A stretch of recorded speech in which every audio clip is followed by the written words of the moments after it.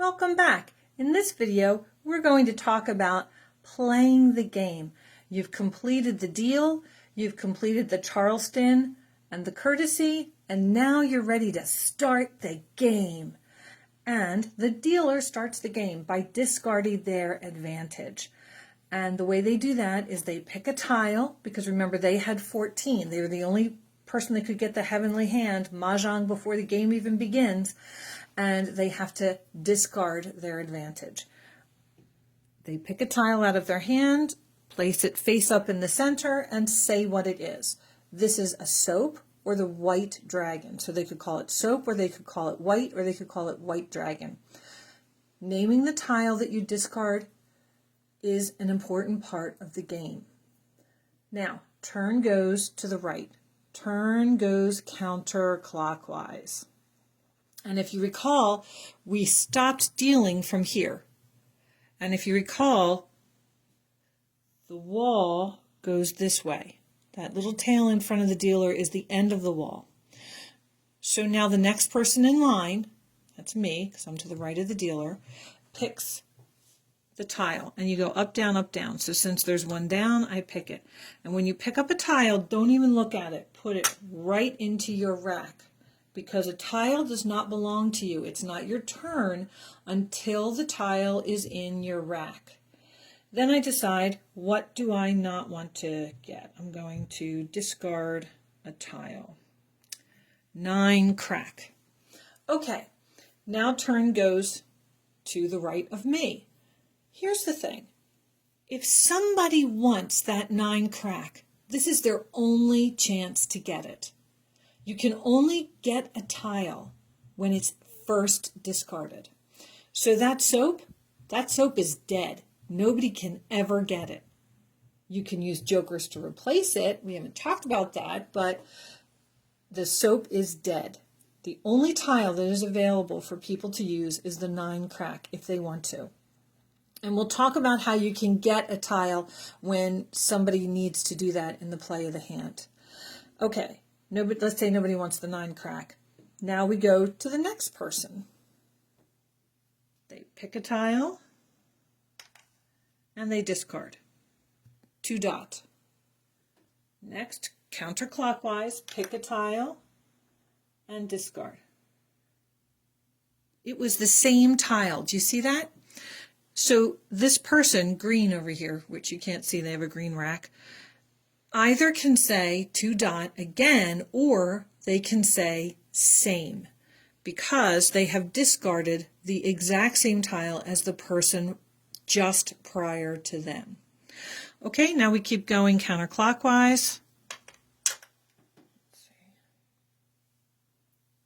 2 bam, 5 crack, east,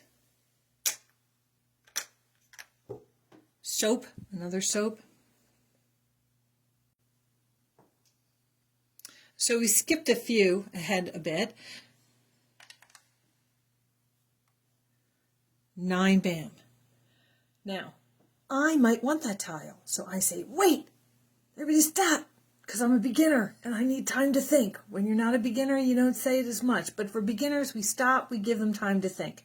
Let's talk about rules for calling somebody's discard, because you can't just take it and stick it in your hand and keep it for later.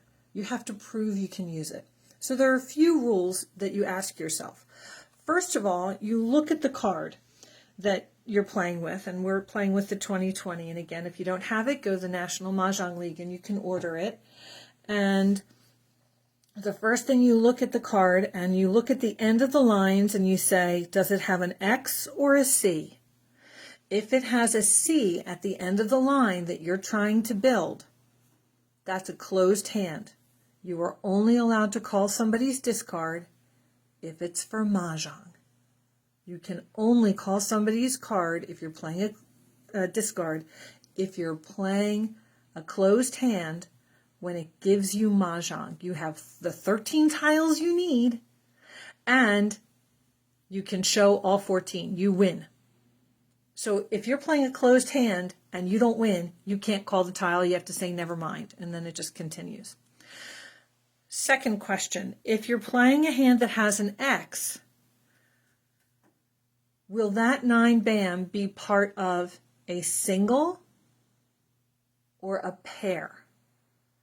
If it's part of a single or a pair, like all you need is 1 9-bam. You don't need a total of 3 9-bams or 4 9-bams or 5 9-bams. You need 1 9-bam or 2 9-bams, a single or a pair. You cannot call for a single or a pair no matter what, unless it's for Mah Jongg. You cannot call for a single or a pair unless it's for Mah Jongg. So if that 9-bam that I want to get is to finish something that only needs 1 9-bam, I can't call it unless it's my winning tile, whether it's a hand with an X, meaning exposure, or C for closed. Now, if I'm calling to complete a Pong, P-U-N-G, which is 3 of a kind, 3 identical tiles. So in my hand, I need 3 9-bams, or 3 9s, and in this case, I happen to be collecting bams. Or a Kong, which is 4 of a kind. I need 4 9-bams because I'm collecting bams. Or a quint, I need 5 9-bams, which means I need at least 1 joker. If I'm collecting a Pong, Kong, or a quint, I'm allowed to call it to do what's called an exposure. However, I have to be able to show up here on top of my rack the total number that I need. So let's say I need a total of a Kong, and I've got 1 9-bam in my hand and 1 joker. Well, that 9-bam down there is only going to give me a Pong. It's only going to give me 3 of a kind, and I need 4 of a kind. So because I can't show all 4, including jokers, I can't call it. I can only call if I can show the total of the number that I need for my hand. I can't put up 3 and then later come back and say, oh, I need 4, give me that 4th. You can't do that. If I need 3, I have to show 3, including jokers. If I need 4, if I need a Kong, I have to show 4, including jokers. It doesn't matter, but I can't. I only have 1 9-bam and 1 joker. That 9-bam would only give me a Pong, 3 of a kind, and in my hand that I'm going for, I actually need a Kong. So I have to say, never mind. And now I know that no matter what, I have to get a joker, because that 9-bam, if nobody else gets it, it's dead. I can't get it anymore. So I say never mind, and the turn goes on. So we've played a little bit more, and we're getting toward the end of the wall. If you notice, I turned the edge when we went to the new wall. So now we're going to take some turns. It happens to be the person across. They're going to pick. And they're going to discard 4 bam. Play goes to the clockwise east. Oh, I like this.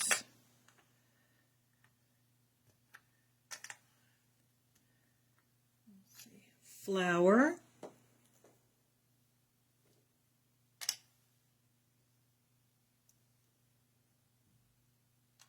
Three crack. We have finished this wall. Again, you follow along, and what is closest right here? Remember, this is our end. You want to imagine a string is going all the way around. So I'm now going to push out my wall. You just give it a little shove. Come on back. Clear the tiles away so they're out of the road. And I push it out a little bit and turn the 2 tiles at the end. If you imagine this as being a door, and the knob is out here and the hinge is back there, you always start drawing your tiles from the knob and work your way back to the hinge. So we turn these just as a little visual reminder, because when you start getting down to just a couple, you forget where you're supposed to take from. Okay, it's my turn. I don't want it. 5 dot. So as you can see, I got an exposure.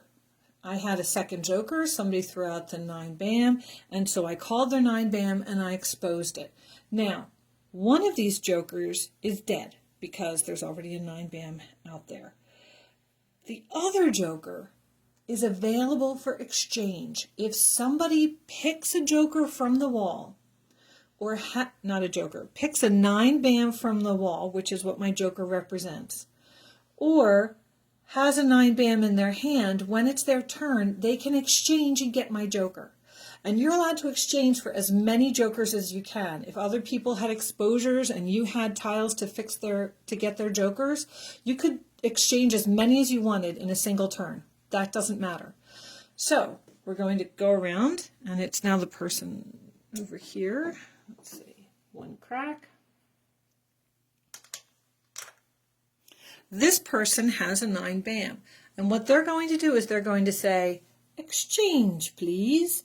And the please is a courtesy because you're not allowed to say no. I give them the joker and replace the 9.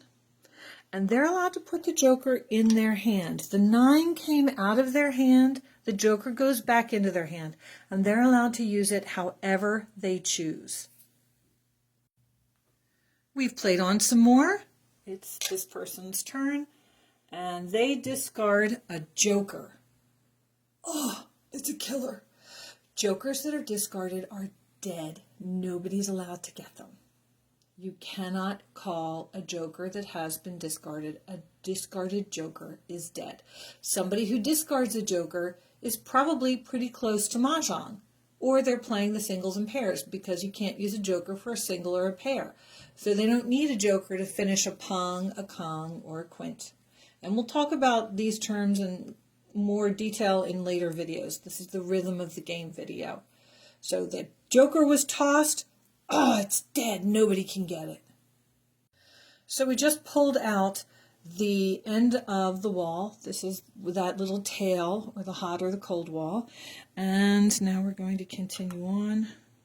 Red dragon, south, red, 2 crack, west, 1 dot, north, 3 crack. I got Mah Jongg. So I say Mah Jongg, and I have to show it. Don't mess your hand up until the person who called Mah Jongg proves that they actually got it. Because a lot of times people do it wrong, especially near the beginning of the year. Seasoned Mah Jongg players will set themselves up for a hand on last year's card. So I won Mah Jongg. There are 3 possible scenarios in a Mah Jongg hand. Somebody gets Mah Jongg, like me. I won, yay me, and everybody pays me points. We'll talk about points in the scoring video. The second scenario is somebody else wins Mah Jongg, which is not good because then I have to give up points and so do the other players. The third scenario is when you go all the way through all the tiles, and on the very last discard, nobody gets Mah Jongg. Well, in some ways that means everybody played well because nobody got Mah Jongg, so you all get to keep your own points. Mah Jongg you usually play several hands in an evening, and whoever has the most points at the end of the evening wins. Thanks for watching, and come back for the next video.